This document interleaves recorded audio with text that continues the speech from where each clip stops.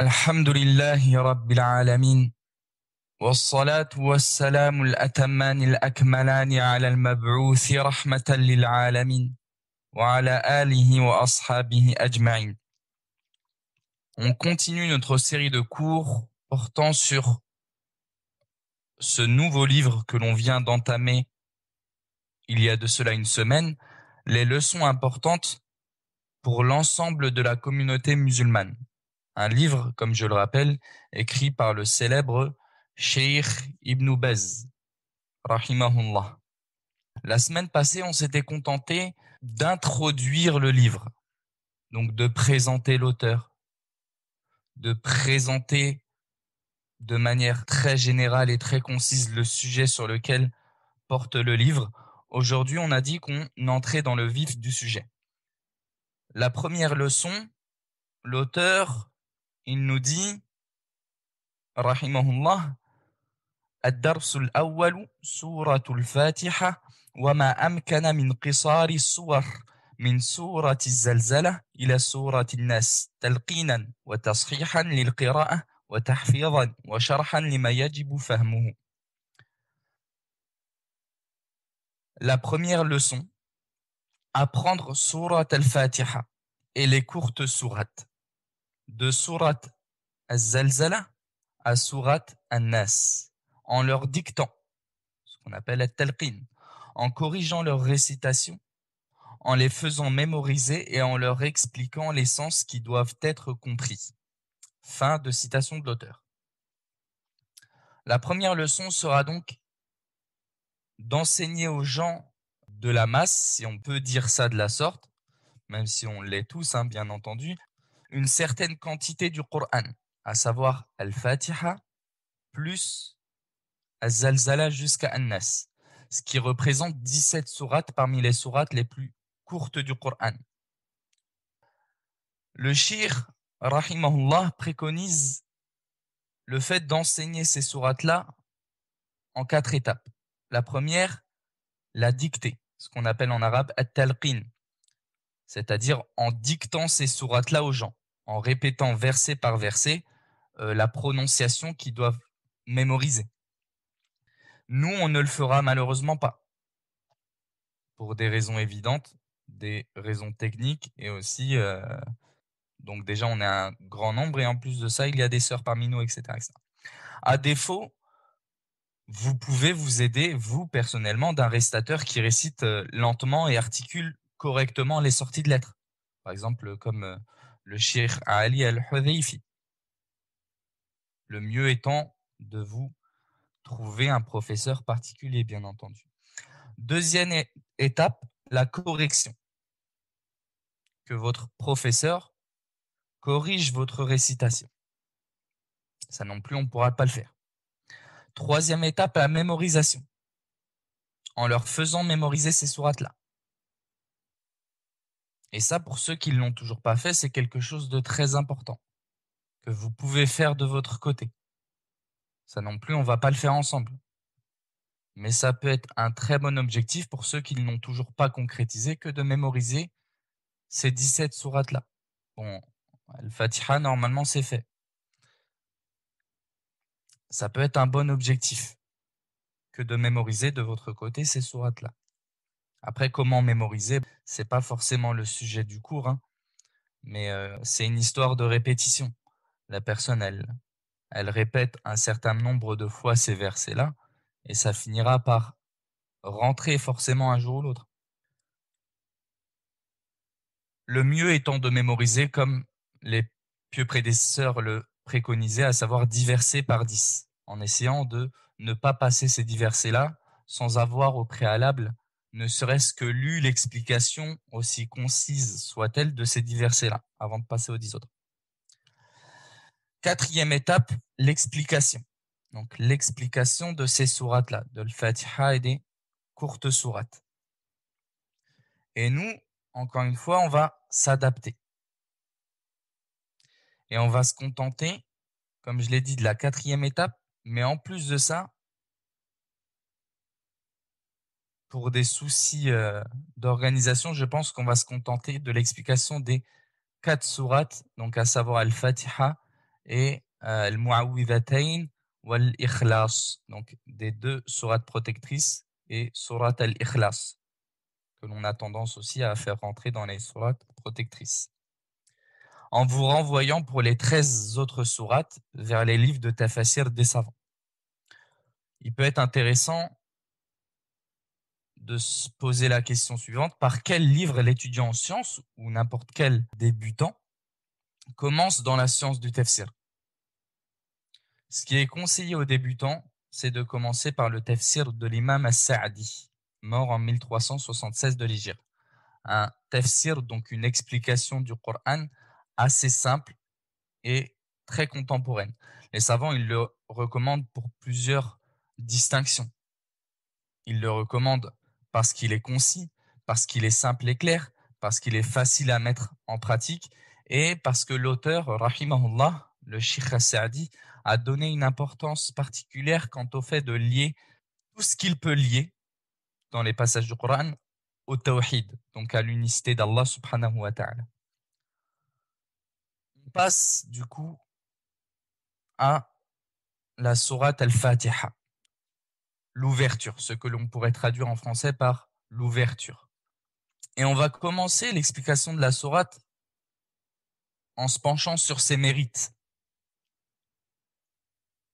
Pourquoi? Parce que, comme on dit en arabe, taqdimu fadli shay'i alayhi yahmilu an-nafsa ala at-tashawwufi ilayhi war-raghbati ilayhi.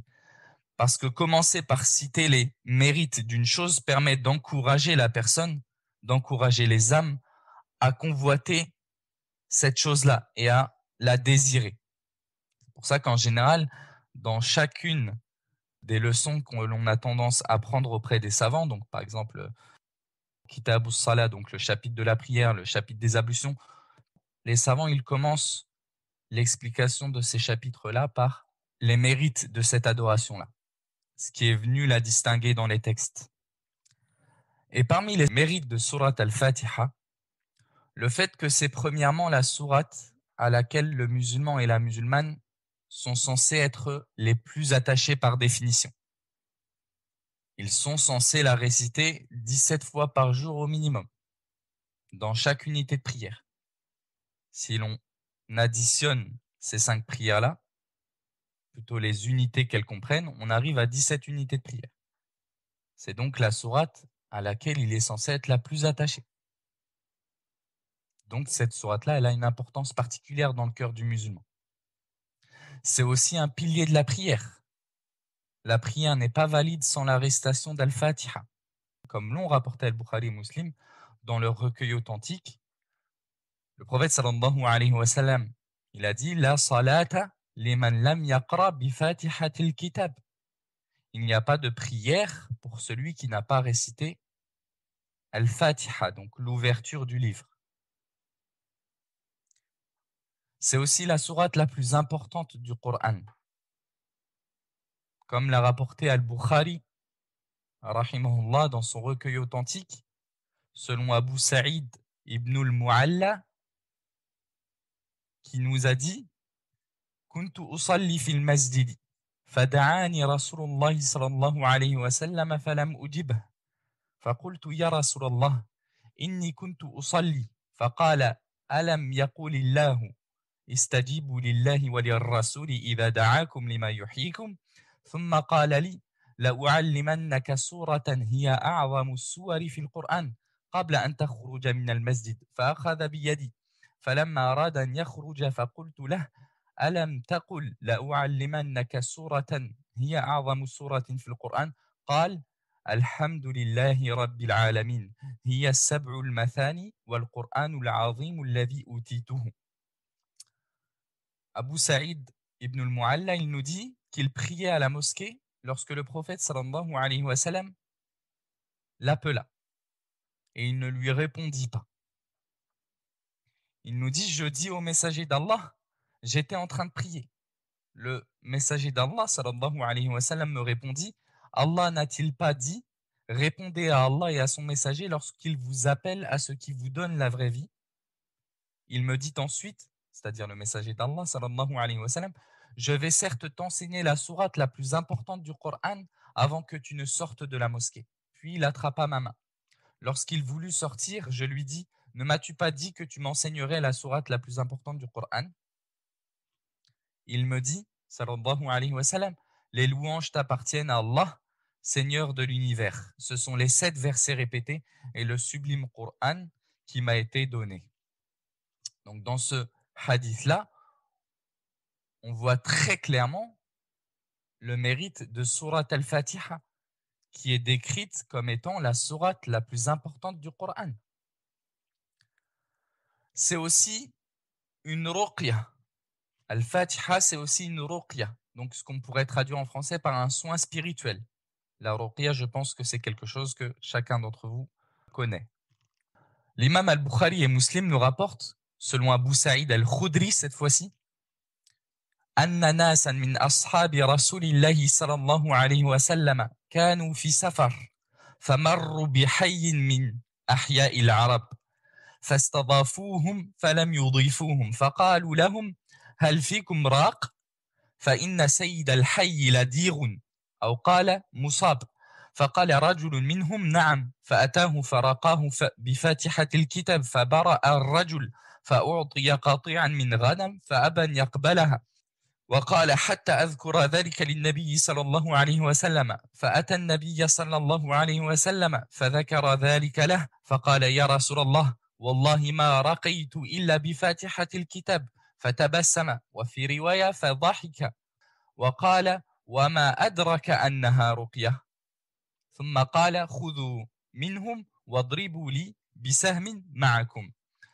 Donc, selon un hadith dans lequel Abu Sa'id al-Khudri nous dit qu'un groupe de compagnons du prophète sallallahu alayhi wa sallam voyagèrent.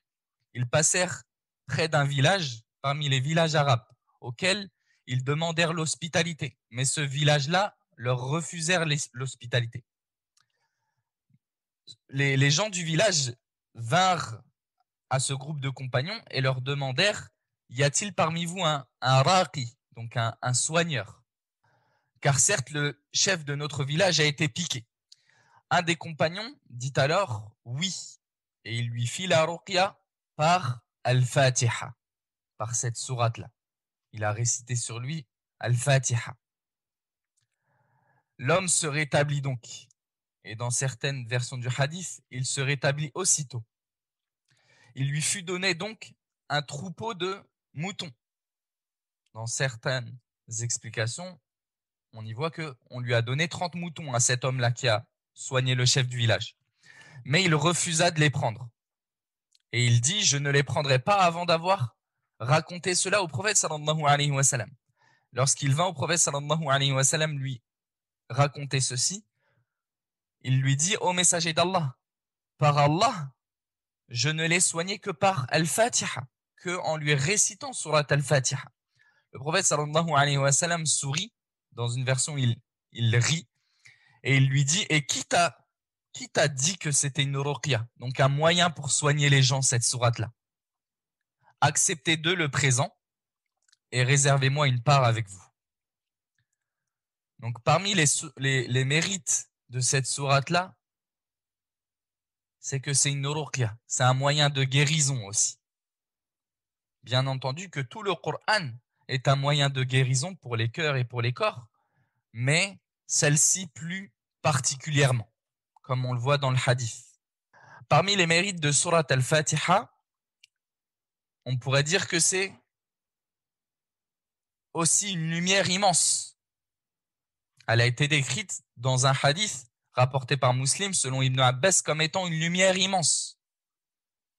Ibn Abbas il nous dit بينما جبريل قاعد عند النبي صلى الله عليه وسلم فسمع نقيضا من فوقه فرفع رأسه فقال أي جبريل هذا باب من السماء فتح اليوم لم يفتح قط إلا اليوم فنزل منه ملك فقال هذا ملك نزل إلى الأرض لم ينزل قط إلا اليوم فسلم وقال أبشر بنورين أوتيتهما لم يؤتهما نبي قبلك فاتحة الكتاب وخواتم البقرة لن تقرأ أو لن تقرأ بحرف منهما إلا أعطيته.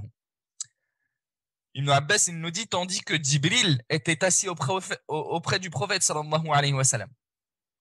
Il était assis auprès du prophète sallallahu alayhi wa sallam sous une apparence humaine, bien sûr. Il entendit alors un bruit comme celui d'une porte au-dessus de lui. Il leva alors le regard, c'est-à-dire Jibril, et dit « Voici une porte du ciel qui s'est ouverte aujourd'hui. Elle n'a jamais été ouverte auparavant. Un ange en descendit. » Et il dit « Jibril, ceci est un ange descendu sur terre qui n'est jamais descendu avant ce jour. » Jibril lui passa alors le salam et il dit au prophète sallallahu alayhi wa sallam « Réjouis-toi des deux lumières qui t'ont été données à toi, à aucun prophète avant toi. Al-Fatiha et la fin de Surat Al-Baqarah.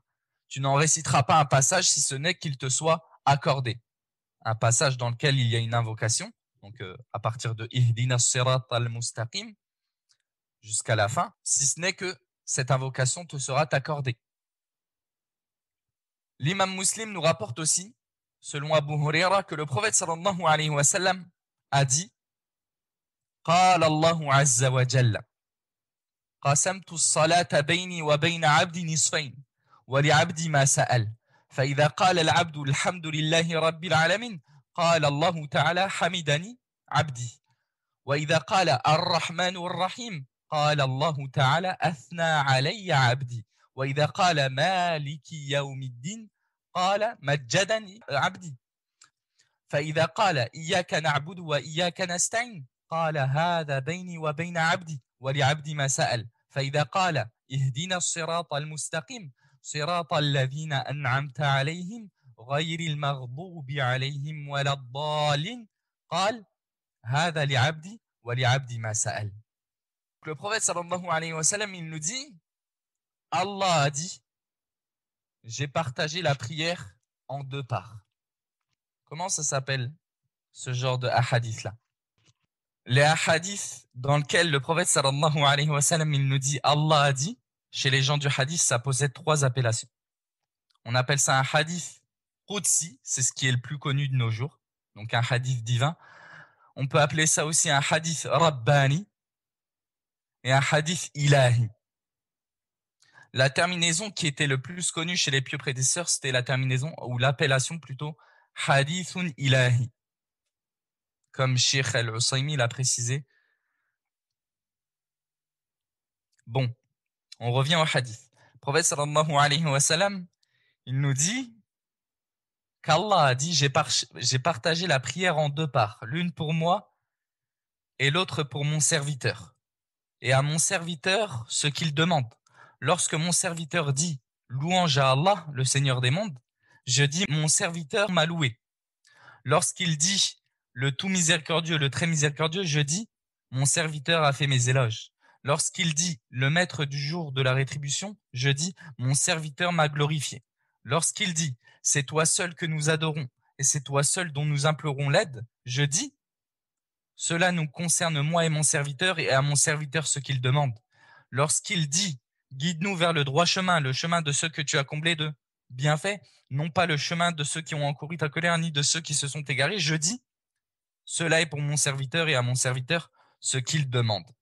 Ce qui nous intéresse ici dans ce hadith, c'est lorsque le prophète sallallahu alayhi wa sallam, il nous dit qu'Allah subhanahu wa ta'ala a dit j'ai partagé la prière en deux parts. Et ici, c'est quoi la prière? C'est le Fatiha. On voit qu'ici, Allah subhanahu wa ta'ala, dans ce que rapporte le prophète sallallahu alayhi wa sallam de son Seigneur, il a désigné la Fatiha comme étant la prière. En arabe, on dit que أطلق العبادة وأراد بها جزءا واحدا منها. On dit qu'il a utilisé l'adoration, le nom de l'adoration, pour désigner une petite partie d'entre elles seulement. Et ça nous donne une leçon, que ça nous souligne l'importance de cette partie-là, de cette adoration-là. C'est comme si Allah subhanahu wa ta'ala, il avait restreint la prière à la Fatiha. Et ça, vous le connaissez peut-être, cette formulation-là, dans plusieurs autres hadiths. Par exemple, lorsque le prophète sallallahu alayhi wa sallam nous dit « Al-Hajju Arafah ».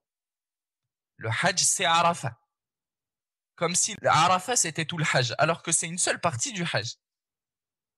Ici, c'est pareil. Comme si la Fatiha, c'était toute la prière. ce qui nous montre l'importance de la prière, de la Fatiha, pardon. Cette sourate-là, elle possède pas mal de noms. On l'appelle Fatihatul Kitab, donc l'ouverture du livre, parce que le Coran commence par elle, et parce que la récitation dans la prière commence par elle. On l'appelle Al-Hamd, parce qu'elle commence par la Hamdallah, le fait de dire Alhamdulillah. On l'appelle aussi la mère du Coran, Ummul Kitab, car elle précède toutes les autres sourates, ou parce qu'elle est l'origine du Coran. D'autres disent parce que tous les sens du Coran reviennent à elle. On l'appelle aussi As-Sab'ul Mathani, les 7 versets répétés. Pourquoi? Parce que la Fatiha comporte 7 versets, sans aucune divergence entre les savants. C'est juste dans la découpe qu'il y a divergence entre les savants, comme on va le voir plus tard. On l'appelle aussi, la Fatiha, on l'appelle aussi As-Salah, pour la raison que je viens de préciser précédemment, à l'instant. On l'appelle aussi Ar-Ruqya, donc la Ruqya, le soin spirituel, pour le hadith aussi précédemment cité. Et Surat al-Fatiha, c'est une sourate qui est mécoise. Qu'est-ce que ça veut dire, sourate mécoise? On a 2 types de sourates de ce point de vue-là, donc selon cette division temporelle. On a des sourates qu'on appelle mécoises et des sourates qu'on appelle médinoises. Certains, ils ont dit que les sourates mécoises, c'est celles qui sont descendues à la Mecque. Les sourates médinoises, c'est celles qui sont descendues à Médine. Mais ça, c'est pas un avis des plus justes. L'avis le plus juste des gens de science, wallahu alam, ça serait de dire que la sourate mécoise, c'est ma nazala qabla al-hijra. Wa suratul madaniya ma nazalat ba'da al-hijra. La sourate mécoise, c'est celle qui est descendue avant l'hégire du prophète sallallahu alayhi wa sallam vers Médine, et la sourate médinoise, c'est celle qui est descendue après l'hégire du prophète sallallahu alayhi wa sallam à Médine. Peut-être qu'on aura l'occasion d'étudier ça dans un livre sur les fondements du tafsir. Les sourates mécoises, il y en a 29 dans le Coran, sur 114 du coup. Le reste, les 85 autres, c'est des sourates mécoises. Bien entendu qu'il y a des divergences sur certaines de ces sourates-là. Bien entendu que même dans une sourate, il se peut qu'il y ait des divergences entre certains versets qui soient déclarés médinois, d'autres les déclarent mécois. Mais selon l'avis, on va dire, le plus connu, c'est comme ça. On a même des vers de poésie, 5 ou 6 vers de poésie, qui te rassemblent toutes les sourates médinoises. Sous-entendu, le reste, c'est des sourates mécoises. Réunis dans quelques vers, Makiyuhu ma qabla hijratin nazal, wal madani ma ba'daha wa in tas'al. فالمدني أولة القرآن مع أخيرتيه وكذا الحج تبع مائدة مع ما تلت أنفال براءة والرعد والقتال وتالياها والحديد النصر قيمة زلزلة والقدر إلى آخره. Quelques vers de poésie, peut-être que je vous les donnerai, qui réunissent toutes les sourates médinoises. Et le reste, c'est donc les sourates mécoises.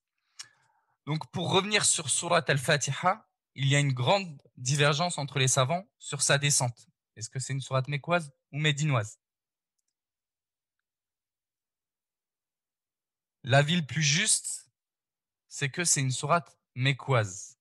Pourquoi? Allah subhanahu wa ta'ala, il nous dit dans Surat al-Hijr, verset 87, وَلَقَدْ آتَيْنَاكَ سَبْعًا مِنَ الْمَثَانِ وَالْقُرْآنَ الْعَظِيمِ. Nous t'avons certes donné les 7 versets que l'on répète, ainsi que le sublime Coran.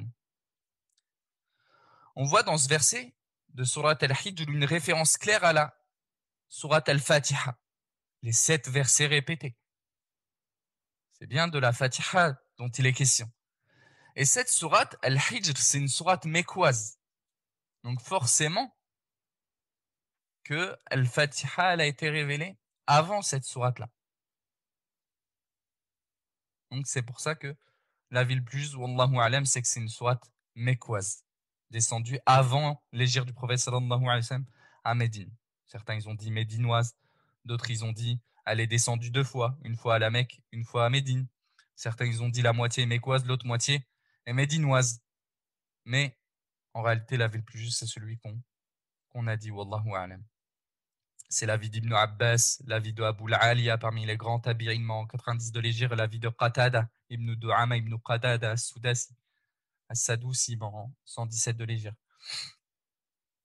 Maintenant, on passe à l'explication de Surat al-Fatiha elle-même.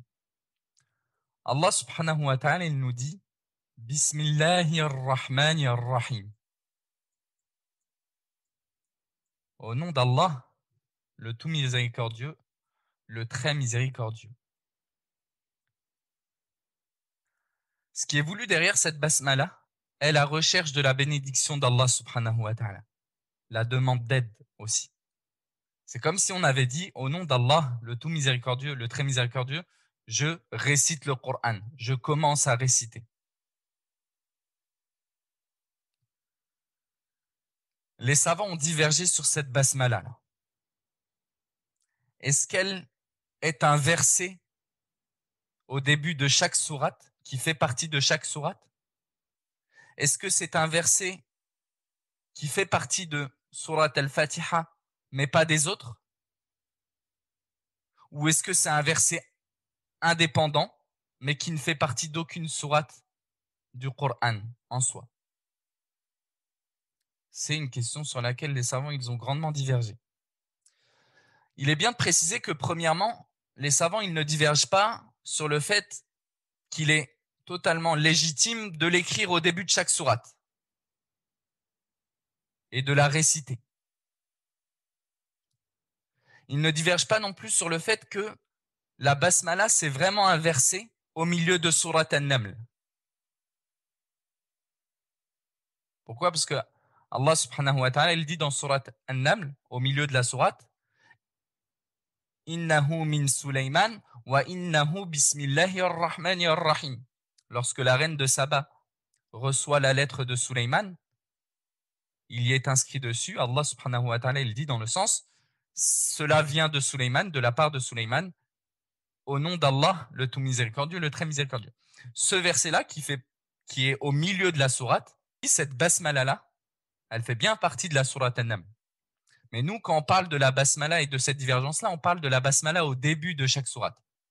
Au début de chaque sourate, bien sûr, sauf une. Laquelle? Tawbah, bien entendu. Qu'on appelle aussi sourate al-Bara'a. Donc, on est en train de parler de la divergence des savants sur cette basmala au début de chaque sourate. Est-ce que c'est un verset de la sourate? Et là, plus particulièrement, est-ce que c'est un verset de l'Fatiha ou non? Toutes ces paroles que je viens de mentionner, elles ont des défenseurs. Certains, ils ont dit du coup, la basmala, c'est un verset de chaque sourate du Coran. Certains, ils ont dit, c'est un verset de la Fatiha, mais pas des autres sourates du Coran. Certains, ils ont dit, c'est un verset, mais un verset qui ne fait pas partie des sourates du Coran. C'est un verset indépendant, si vous préférez, qui marque la séparation des sourates. La majorité des savants ont vu qu'elle n'est pas un verset au début de Surat al-Fatiha, ni au début de chaque sourate autre que le Fatiha. Ils ont aussi vu qu'il n'est pas obligatoire de la réciter en prière. C'est d'ailleurs l'avis d'Ibn Qudama al-Maqdisi dans le Mughni. Et c'est l'avis le plus juste, wallahu a'lam, qu'elle ne fait pas partie de Surat al-Fatiha. Chacun, bien sûr, a des arguments dans sa position. Mais parmi les arguments utilisés par ceux qui ne l'ont pas considéré comme faisant partie de la Surat al-Fatiha, il y a quoi comme preuve? Ils ont ramené le hadith Ilahi, Qudsi, Rabbani que l'on a cité tout à l'heure. Donc le hadith divin que l'on a cité tout à l'heure, dans lequel Allah subhanahu wa ta'ala, il dit, du moins le prophète sallallahu alayhi wa sallam, il dit que Allah a dit, j'ai divisé la prière en deux. Et ensuite, la première chose qu'il mentionne de cette de l'Fatiha, c'est إذا قال الحمد لله رب العالمين قال حمدني أو حمدني رب عبدي. Mon serviteur m'a loué. Allah subhanahu wa ta'ala, il commence pas par Bismillahirrahmanirrahim dans ce hadith al-Qudsi. Quoi qu'il en soit, c'est une divergence forte entre les savants. Mais l'avis le plus juste, wallahu alam, on pourrait dire que on pourrait pencher vers l'avis de la majorité sur cette question-là. Ce qui vient appuyer aussi cet avis-là, on a plein de hadiths. Le hadith rapporté par Muslim, dans lequel Anas ibn Malik, il nous dit Sallaytu khalfa an-nabiy sallallahu alayhi wa sallam wa Abi Bakr wa Omar, fakanu la yadhkuruna bismillahir rahmanir rahim fi awwali qira'atin wa la fi akhiriha. Anas ibn Malik, il nous dit j'ai prié derrière le prophète sallallahu alayhi wa sallam, derrière Abu Bakr, derrière Omar, et il ne mentionnait pas la basmala. Il ne mentionnait pas Bismillahir Rahmanir Rahim, ni au début de la récitation, ni après. L'avis de la majorité, il est appuyé par ces hadiths-là.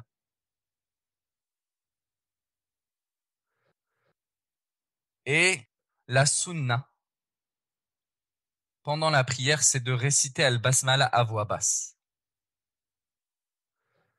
C'est permis de la dire à voix haute, comme on va le voir par la suite, mais le mieux, c'est de ne pas la prononcer à voix haute, c'est de se contenter de la réciter à voix basse. C'est l'avis notamment des Hanafiyya, des Hanafites. C'est l'avis des Hanabila. C'est l'avis d'Ibn Taymiyyah, de Sheikh Ibn Baz, de Sheikh Al-Uthaymin et plein d'autres savants. Contrairement à l'imam al-Shafi'i, rahimahullah, qui a considéré obligatoire de la prononcer à voix haute. Et contrairement à l'imam Malik aussi, qui a considéré que ce n'était au contraire pas légiféré de la prononcer ni à voix basse ni à voix haute. L'avis précisant que c'est une sunna de la réciter à voix basse en prière, c'est l'avis qui est affilié ou qui est rapporté authentiquement des 4 califes. C'est l'avis qui est rapporté de Abdallah ibn Mughaffal parmi les compagnons du prophète sallallahu alayhi wa sallam. Et ceux qui ont pris cette position-là de dire que c'est une sunna de la réciter à voix basse, pas à voix haute, ils se sont argumentés de plusieurs preuves. Les autres aussi, bien entendu. Mais nous, on va se contenter de développer un avis. On a le hadith de Anas qu'on a mentionné précédemment, dans lequel Anas ibn Malik, radiyallahu anhu, il nous dit صليت خلف النبي صلى الله عليه وسلم وأبي بكر وعمر وعثمان فكانوا يستفتحون القراءة بالحمد لله رب العالمين لا يذكرون بسم الله الرحمن الرحيم لا في أول قراءة ولا في آخرها.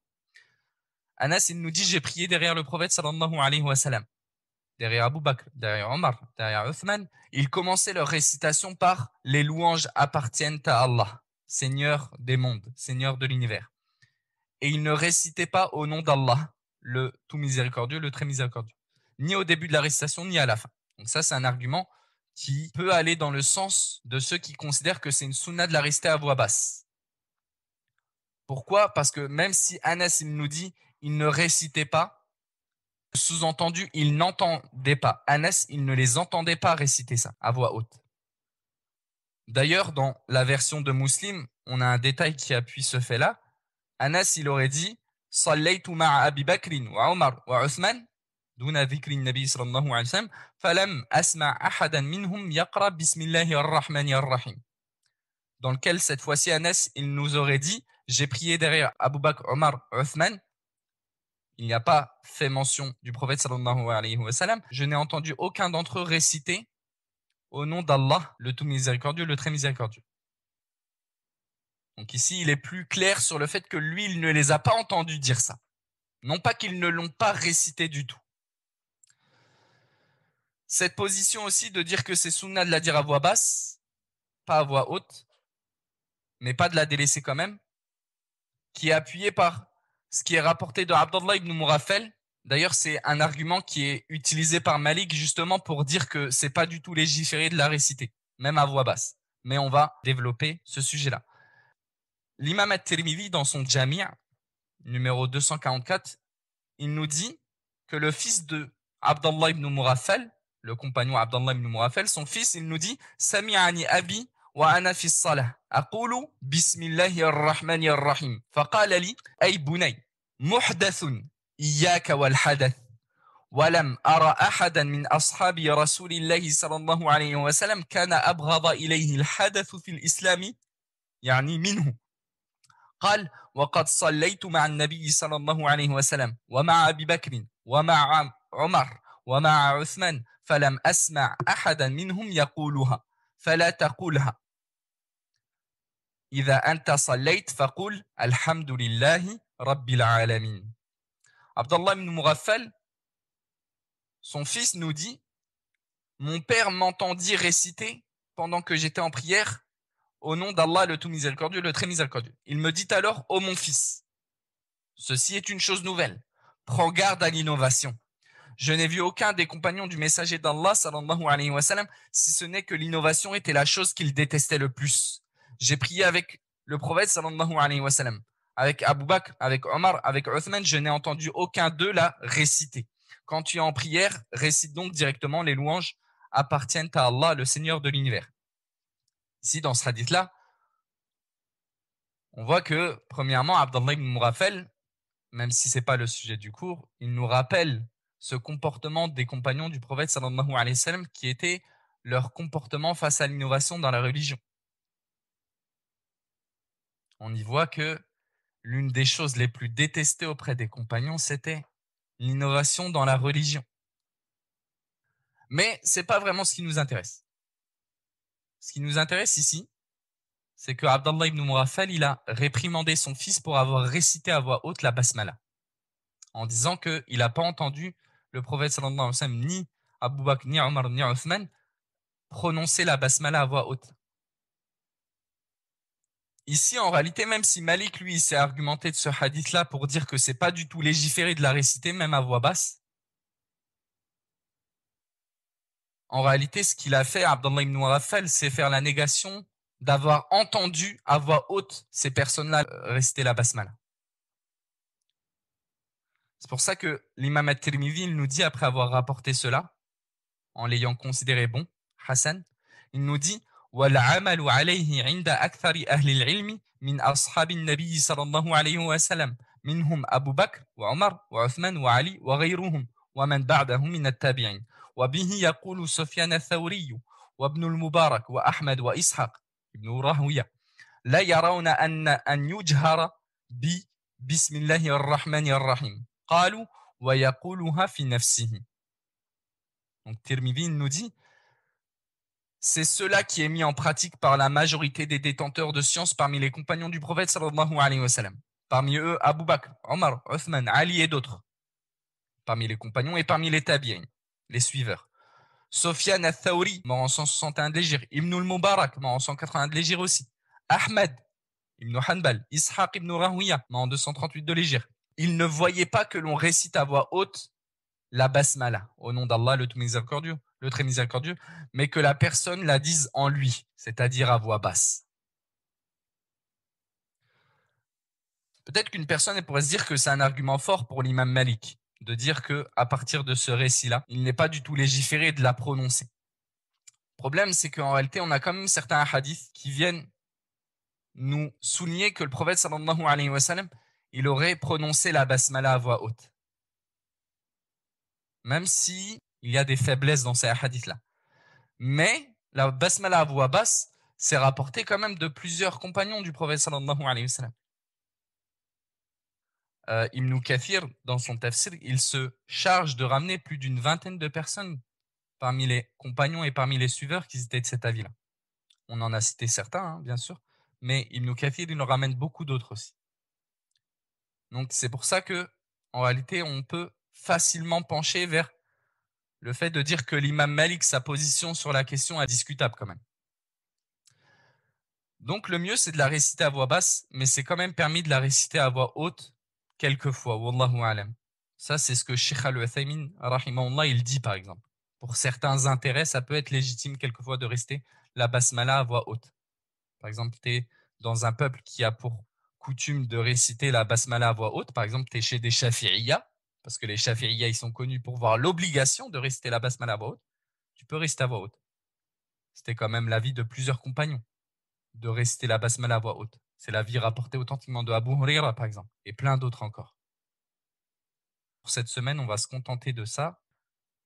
فنسأل الله تعالى بأسمائه الحسنى وصفاته العلى أن يغفر لنا ويرحمنا ونسأله سبحانه وتعالى أن يجعلنا مفاتيح للخير مغاليق للشر اللهم فقهنا في الدين ونسألك أن ترد المسلمين إلى دينهم ردا جميلا اللهم من أراد المسلمين والإسلام بسوء فأشغله بنفسه ورد كيده على نحره ودمره يا رب العالمين وسبحانك اللهم وبحمدك أشهد أن لا إله إلا أنت أستغفرك وأتوب إليك وصلى الله وسلم على نبينا محمد وعلى آله وأصحابه أجمعين